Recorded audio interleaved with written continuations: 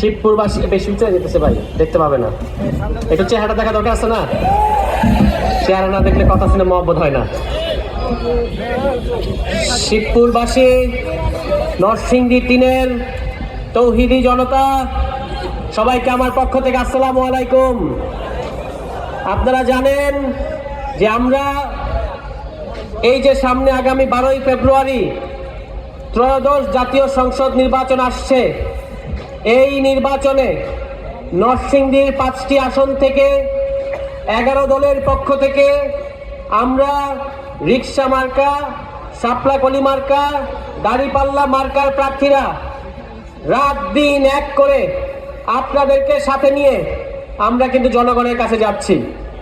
ফলে আমি নিজে একজন নরসিংদী 2-এর মতো গুরুত্বপূর্ণ একটা আসনের 11 দলের প্রার্থী হওয়ার কারণে আপনারা খুব স্বাভাবিকভাবে বুঝতে পারছেন যে ফুরসত বা দম নেওয়ার তো সময় নাই।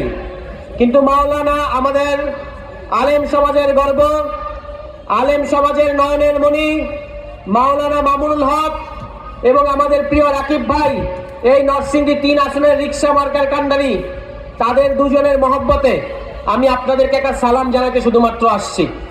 এবং এখন আপনাদের সাথে কথা বলে আবার আমি আমার নির্বাচনী আসনে ফিরে যাব এবং সেখানে আমার নির্বাচনী কার্যক্রম চলবে।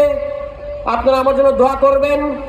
আপনাদের যারা নরসিংদী 2 আসনের আত্মীয় স্বজন কিংবা অন্যান্য পরিচিত ব্যক্তিবর্গ আছেন, তাদেরকে শাপলাকলি মার্কায় ভোট দিয়ে 11 দলের প্রার্থীকে এবং 11 দলের মার্কাকে জয়যুক্ত করার জন্য আপনারা আহ্বান জানাবেন।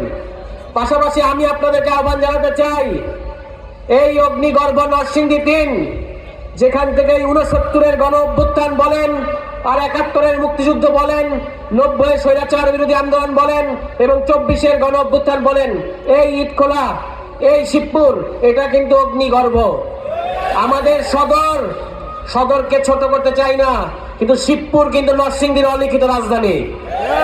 শিবপুরের সাথে পুরো নরসিংদী যুক্ত। শিবপুর হলো নরসিংদীর একেবারে কেন্দ্রে অবস্থান করতেছে।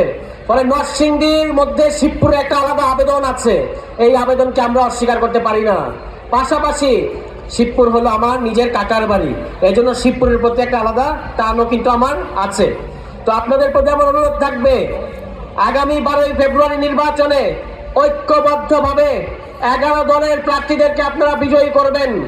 রিকশা মার্কা হোক, দাড়িপাল্লা মার্কা হোক, শাপলাকলি মার্কা হোক, যে আসনে 11 দলের মার্কা যেটা, 11 দলের সেই মার্কাকে আপনারা বিজয়ী করবেন। এবং জনগণের কাছে আমরা ইনশাল্লাহ, এই যে জোট হয়েছে আমাদের, এই জোট হওয়ার পরে জনগণ কিন্তু আস্থা ফিরে পেয়েছে।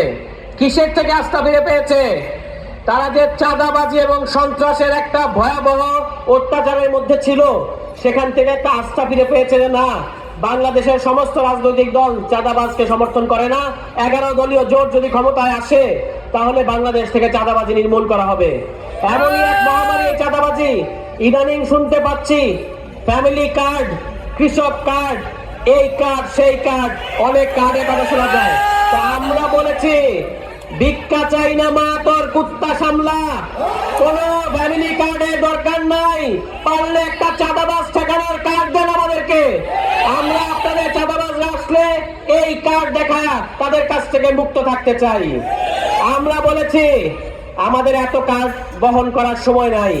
আমরা খাইট্টা খাওয়া মানুষ, লুচ্চা খাওয়া মানুষদের বিরুদ্ধে আমাদের এই সংগ্রাম, এবং এখানে আমাদের এত কার্ড বহন করার সময় নাই।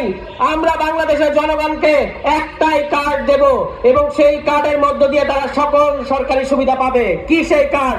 আপনার যে এনআইডি কার্ড আছে, আপনার যে জাতীয় পরিচয়পত্র আছে, এই কার্ড থাকলে আর অন্য কার্ডের দরকার আছে?